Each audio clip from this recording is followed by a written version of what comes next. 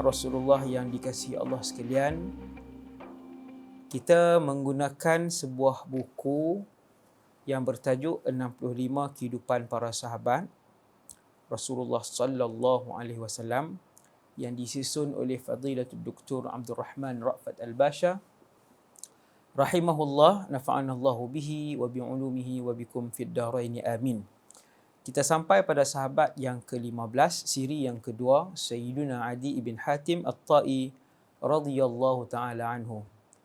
Dalam siri yang pertama kita tengok Adi bin Hatim membawa ahli keluarga dia yang terdekat dan membawa harta-harta dia yang berharga melarikan diri ke Syam. Kemudian dia tertinggal seorang ahli keluarga dia, iaitulah adik perempuannya. Akhirnya adik perempuan dia dibawa ke Madinah Al-Munawwarah, mendapat layanan yang istimewa. Tidak pernah ada dalam sejarah kemanusiaan musuh yang melayan baik kepada tahanan sehingga membuatkan tahanan masuk Islam, melainkan layanan daripada Islam yang diajarkan oleh Rasulullah sallallahu alaihi wasallam. Jadi bila adik dia minta kepada Rasulullah sebanyak 4 kali untuk dibebaskan kerana dia tidak ada siapa-siapa lagi, ahli keluarga dia yang hilang, ketua keluarganya yang hilang dan sebagainya, akhirnya Nabi membebaskan dia. Maka bermulalah musafir adik kepada Adi bin Hatim At-Ta'i, dia perempuan ni, daripada bumi Madinah ditemani oleh seorang sahabat yang jujur, iaitulah Ali bin Abi Talib radhiyallahu anhu. Akhirnya sampai di Syam. Sampai di Syam, di kawasan tempat tinggal Adi bin Hatim dan juga ahli keluarga dia yang lain. Dan waktu tu Adi bin Hatim radhiyallahu anhu, waktu tu belum masuk Islam lagi, bersama dengan ahli keluarga yang lain, mereka nampak daripada jauh macam unta yang ada haudaj menuju ke tempat penempatan mereka. Maka Adi kata, adakah ini anak Hatim? Aku rasa yang dalam haudaj ni, haudaj ni macam tandu, tempat duduk yang tertutup di atas belakang unta yang diikatlah kayu sembarang, dan dia ditutup dengan kain. Selalunya orang perempuan duduk dalam tu, yang wanita-wanita yang orang kata orang besar lah. Jadi Adi kata, tak yang ni adik perempuan, anak perempuan Hatim yang dalam ni.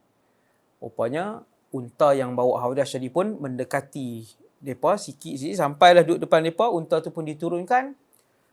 Sungguh yang turun itu adalah adik perempuan kepada Adi bin Hatim. Maksudnya Adi bin Hatim At-Ta'i ni seorang raja daripada kabilah Tai', raja yang besar. Jadi ni adik perempuan tu anak raja jugalah. Jadi bila adik dia turun keluar, adik dia terus marah, melenting, angkat suara, berletiak lah, biasalah. Orang perempuan kebanyakannya begitulah. Jadi dia turun, dia pun hinggap, bising apa semua. Abang, apa abang tinggal saya ni? Ni terjemahan bahasa kita lah. Apa siapa abang tinggal kan? Saya ni dah lah perempuan. Saya ni waris kepada Raja Hatim. Darah daging abang sendiri, adik kandung. Abang tinggal, bawa anak bini saya tak tengok. Maka Adi bin Hatim kata, bertenang wahai adikku, sebenarnya keadaan macam ni. Dia pun cerita keadaan macam mana ketika tentera Rasulullah masuk kawasan tu dalam keadaan yang terkejut tergempak. Maka Adi kata dia melarikan dirilah sebab dia takut kerajaan dia tergugat, kekayaan dia tergugat, salah laku dia nanti dipetikai oleh Rasulullah, dia hilang takhta dan sebagainya. Begitulah sifat semua manusia yang diberikan kekuasaan, wal'iyadzubillah, nas'alullah as-salam. Jadi adik dia pun turun tenang apa semua, mereka pun duduk lama bersembang dengan ahli keluarga. Kemudian abang dia pun tanya, wahai adik, betulkah aku dengar Muhammad melayan kamu dengan baik? tentera-tentera Islam melayan kamu dan tawanan lain dengan baik? Dia kata, ya wahai abang, saya duduk di situ selama beberapa minggu. Saya melihat Muhammad ini seorang yang baik, seorang yang baik, dan kamu perlu segera menemuinya. Abang kena jumpa Muhammad cepat. Sebab kalau dia Nabi, maka orang yang paling awal bertemu dan Islam dengannya, orang itu ada banyak kelebihan. Dan jika dia seorang raja, maka dia seorang raja yang baik, yang tidak akan mengambil harta orang lain dan kedudukan orang lain. Abang kena pergi jumpa dengan dia segera. Tak ada apa yang kurang. Kalau dia Nabi pun, abang tak kurang apa-apa. Kalau dia raja pun, abang tak kurang apa-apa. Bila dia tengok adik dia sihat, tak pernah lagi ada tentera yang melayan tahanan dan tawanan dengan baik sedemikian rupa seperti tentera Islam. Maka dia pun siapkan barang dia. Raja ni, Adi bin Hatim At-Tai, dia pun menuju ke Madinah Al-Munawwarah. Dan bila sampai di Madinah, waktu itu Nabi dalam masjid, dia pun bagi salam kepada Rasulullah. Salam orang Arab dululah, sabahal khair, apa nama ni, begitulah. Salam orang Arab. Nabi pun duduk dalam tu. Bila Adi bin Hatim mai, Nabi tengok dia, Nabi tidak pernah melihat dia, tetapi Nabi mendengar nama dia. Macam cerita Zaid ibn Muhalhil Al-Khail.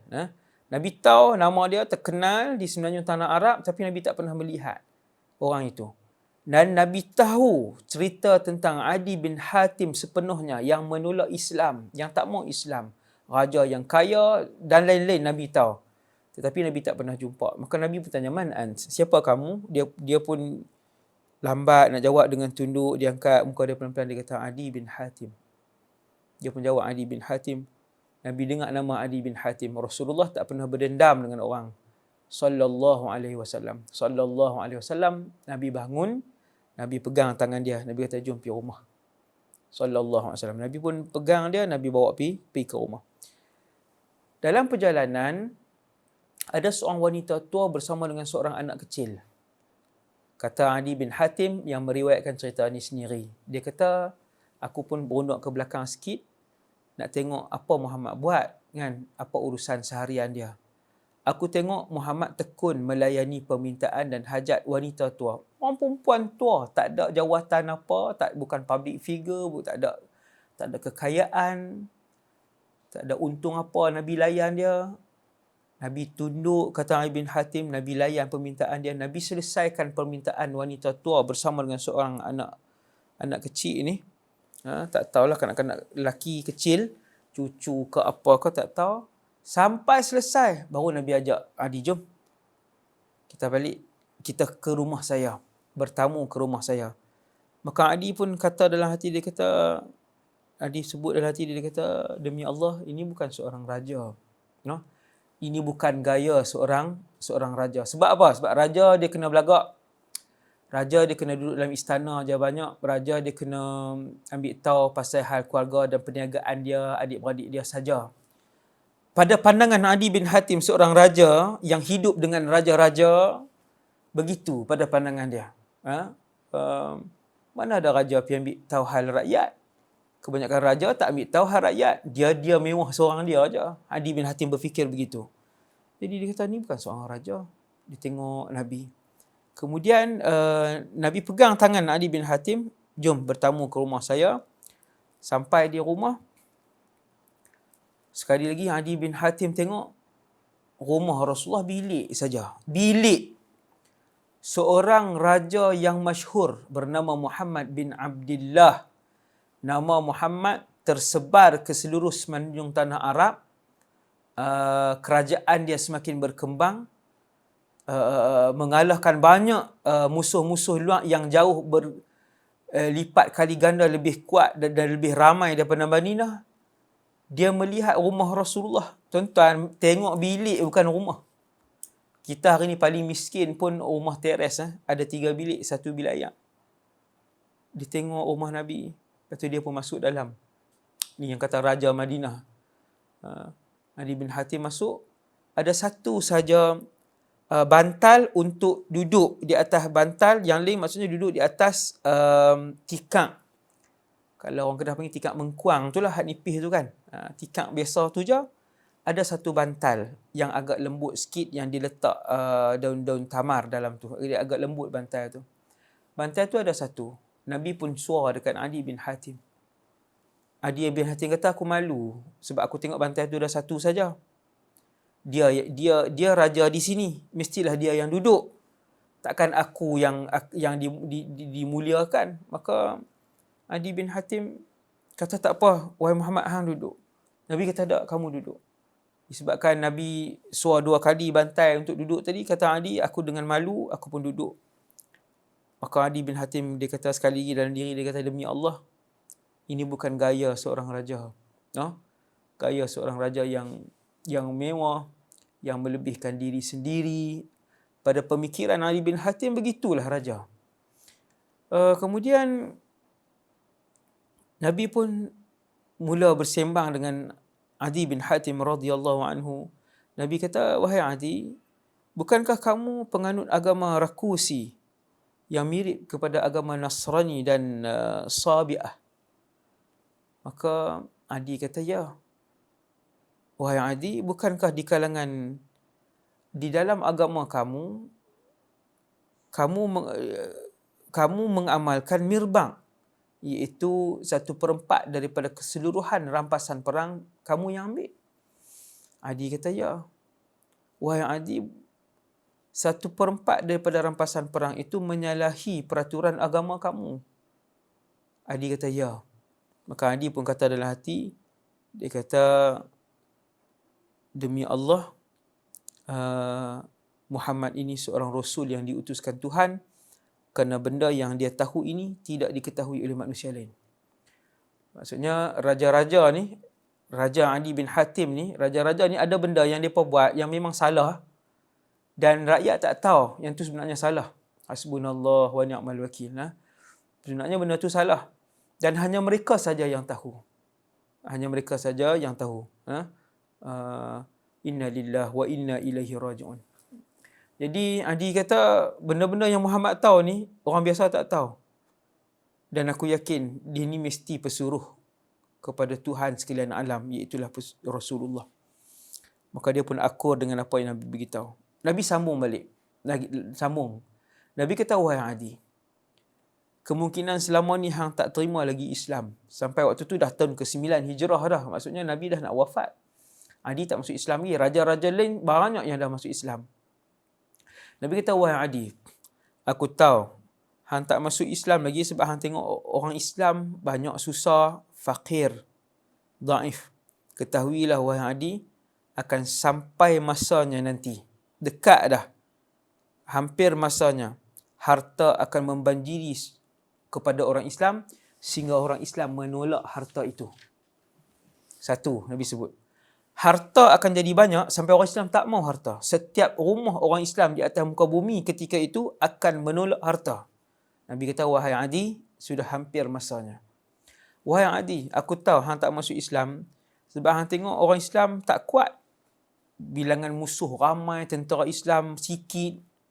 Ketahuilah wahai Adi, bahawa sudah hampir masanya seorang wanita Islam akan bermusafir daripada Al-Qadisiyah menuju ke Baitullah, ke Kaabah, dalam keadaan seorang diri, tidak ditemani oleh sesiapa pun, dan dia hanya takut kepada Allah Subhanahu Wa Taala sahaja. Maksudnya nak bagi tahu betapa zaman tu sudah aman. Seorang wanita boleh musafir tengah padang pasir berbulan lamanya, sebulan seorang diri, tak ada siapa kacau dia, tak ada siapa bunuh dia, tak ada siapa urogoh, tak ada siapa peras ugut, tidak diganggu gugat. Daripada Al-Qadisiyah lebih kurang 1000 kilometer, ribuan kilometer menuju ke Kaabah, Baitullah. Nabi kata, akan sampai zaman tu. Dekat je. Wahai Adi, mungkin kamu tengok kerajaan dan kekuasaan Islam di tangan orang bukan Islam. Sebab tu hang tak mau masuk Islam lagi. Ketahuilah wahai Adi, sesungguhnya sudah dekat masanya bahawa Istana Putih di Babil akan dikuasai oleh orang Islam dan orang Islam ketika itu akan mengambil harta perbendaharaan Kisra dan bawa balik ke bumi Madinah, ke tempat pusat pemerintahan Islam. Hang tahu tak wahai Adi, ni nombor 3 Nabi sebut ni, satu hari tentera Islam akan menguasai kebanyakan kuasa besar dunia, akan dikalahkan sampai Istana Putih waktu tu tuan-tuan di Babil ada istana yang terkenal. Hari ni White House lah, no? White House, bukan White House lah. Zaman tu dipanggil Istana Putih. Antara kerajaan yang paling kuat di dunia, pusat pemerintahan dia tu Istana Putih. Zaman itu, Nabi kata, dan perbendaharaan kekayaan kerajaan itu, kerajaan Kisra akan dibawa balik ke Madinah Al-Munawwarah. Maka tengah-nganga Adi bin Hatim, seorang raja ni, dia dengar, dia kata kat Nabi, dia kata, Kisra bin Hurmuz, wahai Muhammad, kamu maksudkan Kisra bin Hurmuz? Kisra bin Hurmuz ni kalau hari ni maksudnya kita kata, kalau hari ni orang kata kamu akan menakluki Rumah Putih, White House dan kesemua perbendaharaan White House, Joe Biden. Kan kita kata Joe Biden Presiden US. Seolah Nabi jawab, ya, Joe Biden Presiden US tu. Kesemua kekayaan kerajaan tu. Tuan-tuan, kerajaan paling kaya, yang paling kaya, paling kuat, ekonomi, tentera, sebagainya, US lah hari ni kan. Pada zaman itu, Kisra ibn Hurmuz. Sebab tu Adi tanya, wahai Muhammad, kamu maksudkan Kisra bin Hurmuz? Nabi kata, ya. Kekayaan dan perbendaharaan kerajaan Kisra bin Hurmuz akan dibawa balik ke sini. Subhanallah. Waktu Nabi bongkar rahsia-rahsia tu, Adi bin Hatim kata, asyhadu an la ilaha illallah wa asyhadu annaka Rasulullah. Dia tak nampak Nabi seorang penipu. No? Manusia hari ni, dia bercakap, kita tahu dah temberang. Manusia hari ni, bila dia bercakap, kita tahu dah, hak ni sembang je ni. Begitu. Nas'alullah as-salamah. Jadi, Rasulullah, dia bercakap, orang tahu. Betul ni, bercakap seorang yang benar bercakap. Maka Kisra bin Hurmuz pun, Adi bin Hatim pun masuk Islam.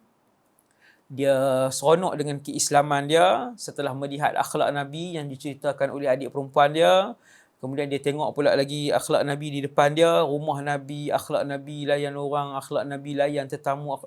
Akhlak Rasulullah dalam masa sehari, 2 hari membuatkan orang masuk Islam. Akhlak umat Rasulullah hari ini, tuan-tuan, membuatkan orang takut dengan Islam. Orang benci dengan Islam. Orang ragu-ragu dengan Islam. Hasbunallah wa ni'mal wakil. Maka lepas pada tu, Nabi pun wafat tahun 11 Hijrah. Ali bin Hatim dipanjangkan umur dia. Dan 3 peristiwa yang Nabi sebut dilihat dengan mata kepala Ali bin Hatim sendiri. Ali bin Hatim cerita, dia kata, ada 3 rahsia yang Nabi sebut. 2 daripadanya aku tengok dengan mata kepala aku sendiri, iaitulah seorang wanita yang bermusafir daripada Al-Qadisiyah menuju ke Kaabah berbulan lamanya di tengah padang pasir yang gelap dan sejuk. Tidak membunuh dia, tidak mencuri dia, tidak merogol dia, tidak menyakitkan dia. Dia sampai ke Baitullah dengan selamat.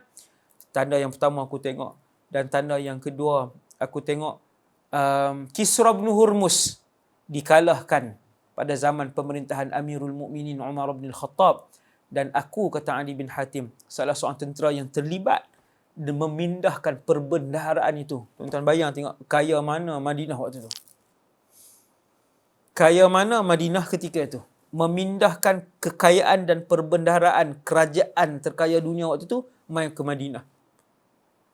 Dan tak ada seorang tentera yang ambil sebentuk cincin emas pun ketika itu. Padahal siapa nak ambil waktu itu semua boleh. Bukan boleh itu dibenarkan, maksudnya ada ruang untuk mencuri.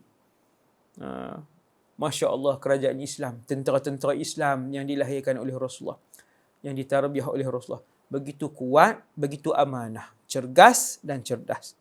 Maka kata Adi, aku melihat 2 benda tu.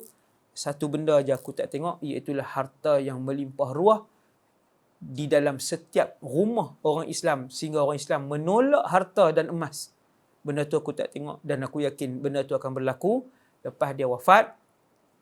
Pada zaman Sayyiduna Umar ibn Abdul Aziz, maka berlakulah peristiwa itu, melimpah ruah kekayaan emas dan perak ke dalam rumah orang Islam. Sehingga kan pada zaman Umar ibn Abdul Aziz itu, Lepas pada Khalifah Abu Bakar wafat, Umar wafat, Uthman wafat, Sayyidina Ali wafat, Sayyidina Muawiyah naik bin Abi Sufyan, Yazid ibn Muawiyah, kemudian zaman dinasti Umayyah yang pusat pemerintahan di Syam, di Syria ketika itu. Ketika itulah salah seorang daripada khalifah dia bernama Umar bin Abdul Aziz. Waktu itulah zaman kegemilangan dan kemewahan umat Islam dan Islam. Sangat mulia. Bumi ni sangat mulia sampai orang Islam waktu tu semua pakat tak mau. Zakat nak bagi kat siapa tak tahu. Tak tahu nak cari, tak ada orang miskin. Benarlah apa yang dibongkarkan oleh Rasulullah sallallahu alaihi wasallam kepada Adi bin Hatim radhiyallahu anhu. Semoga kita mendapat iktibar daripada kisah Adi ini. Barakallahu fikum, rafa'allahu qadrakum, fatahallahu alaikum. Wa sallallahu ala sayyidina Muhammad wa ala alihi wa sahbihi wasallam. Subhanakallahumma bihamdik, asyhadu an la ilaha illa anta, astaghfiruka wa atubu ilaik. Assalamualaikum warahmatullahi wabarakatuh.